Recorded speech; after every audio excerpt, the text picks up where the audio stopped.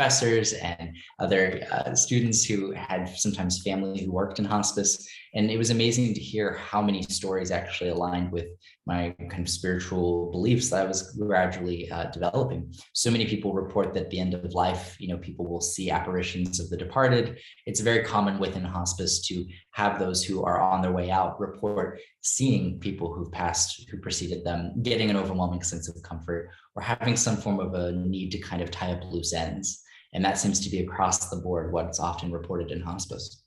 Wow. What about when you first started doing this?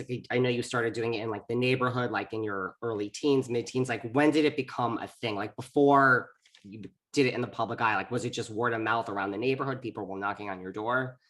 Absolutely. I always said, if you really can talk to dead people, you won't need to advertise. People will just come to you. And that is exactly what happened. At the age of 16, graduating, I was doing readings through word of mouth, and people were literally coming to my front door, leaving notes, begging my parents for readings. So it was important for my dad to kind of be in the know, because it was starting to get pretty hairy. But at the age of 17, I read my first celebrity client. That was with Sarah Paulson. And she called me on the phone one day, and we had an amazing experience. And my hand was shaking the entire time because I was a huge American Horror Story fan. And that really is kind of when I think the celebrity world kind of opened up. Sarah just had heard of you just from like living in the area, Southern California. That's right. She'd heard of me through somebody, through word of mouth, and that tends to be kind of how it works. So it was pretty intriguing. Now, does anyone else see the irony of this, that you are a huge American Horror Story fan and it's Sarah Paulson? And I mean, she played a medium. I thought that was the funniest thing. It was such a natural synergy for being the first celebrity client. See, so you know who some of the celebrities are, right? Now I do a lot more. Now, granted, I was a fan back then, but I feel like in season 1 of my show, Hollywood Medium, I was such a little country bumpkin. I knew so few people. And then as seasons went on, I think I recognized more people, but definitely was an adjustment. I feel like a bit of a baby. I started at 19 with a TV show. So I'm a lot more in that world now than I was then. Yes, from someone who lives in pop culture like myself, I'm like, Tyler, how could you, what? Like, how could you not know this person? Come on. Of course, of course. How did Hollywood Medium originally come about for you? Hollywood Medium came about as a result of me reading a number of people and really kind of jumping through a bunch of hoops. I met the future producer of the show at a Christmas party, and he'd heard about me through word of mouth, and he was interested in a reading, but he was very skeptical. And so I met with him the next day, and as we sat together, he handed me an object, and I brought through a really compelling message for him that substantiated to him that this was real. And he didn't understand how I was able to do it, but he knew I could. And so one thing led to another. I read a number of executives. I was tested a number of times by going to random locations, and they'd fill rooms with family members or friends or strangers, and they would see how I would be able to perform not knowing anything. And so it was a way of vetting me to ensure that if they were going to spend all the money on a TV show, that I could actually do what I said I could do. But I ended up reading, I want to say, close to about 50 people before the show ever even materialized. So it was a lot of kind of proving myself. Wow. Were you nervous? Like, just because you say, like, I mean, you are a private person, and now you're in, the spotlight, and you have this new great Netflix show, Life After Death. But like, were you, did you have reservations at that time going down this road of? Absolutely. I didn't know what to expect. And I think when you're 19 and you're just starting off and you've got your very big break, I was very excited, but I didn't know what to expect. And as time's gone on, I've taken it in stride. I'm so appreciative of the responses that I get. People stop me in the supermarket, and sometimes they'll just cry, because the show means something to them so much more than just an actor or a singer. It represents a connection. And to be able to see that intensity is really meaningful. But as an introvert, I definitely have to have a healthy work-life balance. Yeah, it's kind of like everyone is expected, whatever your profession is, to do it 24/7. You're like, this is not fair, guys. Sure. Do you have it, like, I live in New York City, like, do you have things like when you go to a city like New York or something where it is so intensified, like, is it like information overload, like when you walk down the street?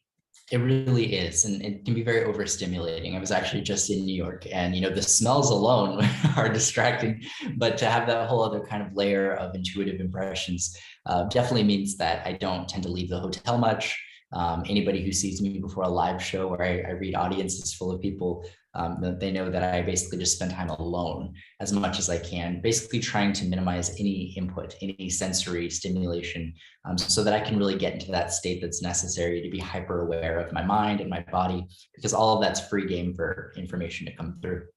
Is that why, like we've seen on your first show and on now Life After Death, like you don't drive to your appointments, your assistant drives you? Is that why? Or I mean, listen, I live in New York, so I'm not a fan of driving. So there you go. I feel you. And understandably, I have to say it's actually more out of laziness for me. I never got my driver's license. I had a brain surgery at the age of 18, and the doctor said, "Oh, well, you haven't got it yet. Maybe you should wait a little bit." And you know what? I'm 26, clock's ticking, and I still don't want to get it because I much prefer to be chauffeured around.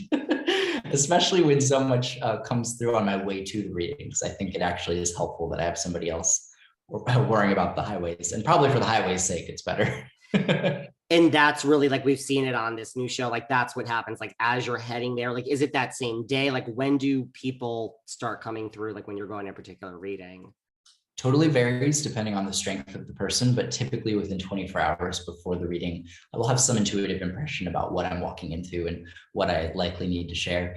There are times though where it came weeks before I've actually met a person, and then sometimes lingered weeks after a reading is done. So I think this new show does assert, one of those misconceptions, which is the idea that the reading starts when I sit down and ends when I get up. In fact, it actually takes up a big chunk of my life. Wow, you're right. And have you ever like followed up with someone, like you said, like it's weeks later, like something will come to you and you're like, wait, I have to add this to the reading?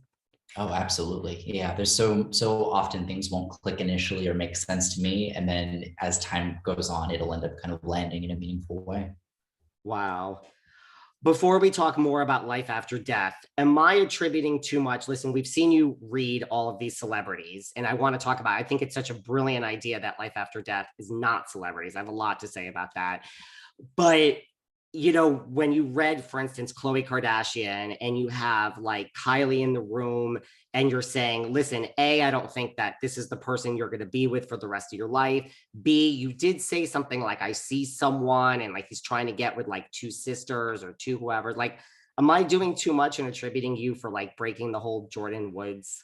I got the credit for that one, and I don't take it because for me, I didn't even really understand what I was getting or how it fits. If it applies, great. But yeah, I definitely, when I know I'm on the right track, when I know I nailed it, I take credit for it. Equally, if I didn't, I don't. So I'll leave that up for the viewer as far as how on, they thought I really was with that. But I would say I definitely got some baggage. There was definitely some emotional stuff there. And it's tricky with editing too, because you never know what's going to make the cut. So there was a lot that was said that they, removed.